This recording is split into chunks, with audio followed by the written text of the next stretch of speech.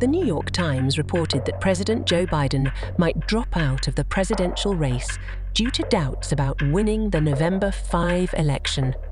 Why? Is he worried about the challenges ahead, or is there something the president is hiding?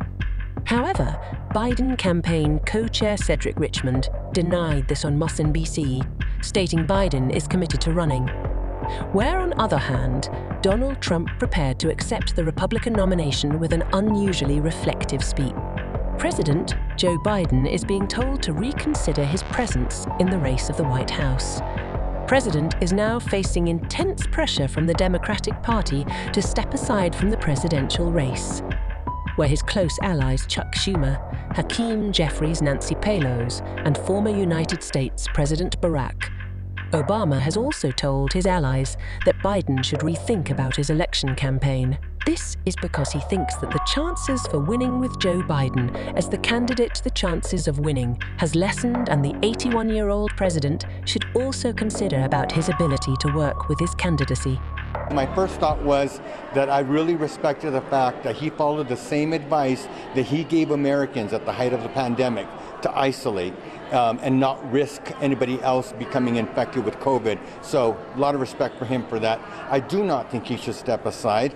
I think that we are all susceptible to getting COVID. I do have a great deal of appreciation for the fact that he reached out to Janet Murguia, who is the president and CEO of Unidos, and personally let her know that he wasn't going to be here. As far as the race is, he's the nominee. He shouldn't stand aside, and I still stand with him. I believe that it was important for President Biden to be here, but we all understand we'd rather not get COVID than, and be sick for it. But it is important for the president and anybody who's running for office for that top seat to be in front of Latinos. The issues that we face are very important, and it's important for those individuals that are running and seeking office to learn about what's important to us, that it's more than just immigration, that it's the economy, housing, workforce, jobs, and things like that. Yeah, so first of all, thoughts are with the president and his family. COVID does not distinguish, a status or by any other means. As stepping aside, I think that is something that he has to make a decision on his own with his family, and obviously he cares for this country, and he has proven it over his 50-plus years of public service. So I know that he will make the right decision, and whatever that decision is, we, the Latino population, will support him. After these arguments, Biden has also become more receptive and thinks that he should step aside from the Democratic presidential candidate.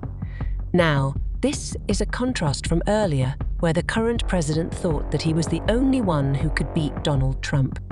At present, Biden is being kept in isolation at his Delaware residence as he was tested positive for COVID-19, and is thinking seriously about the matter. The Democrats fear that if Biden chooses to take part in the election, they would not only lose the White House, but also the Senate and the House of Representatives.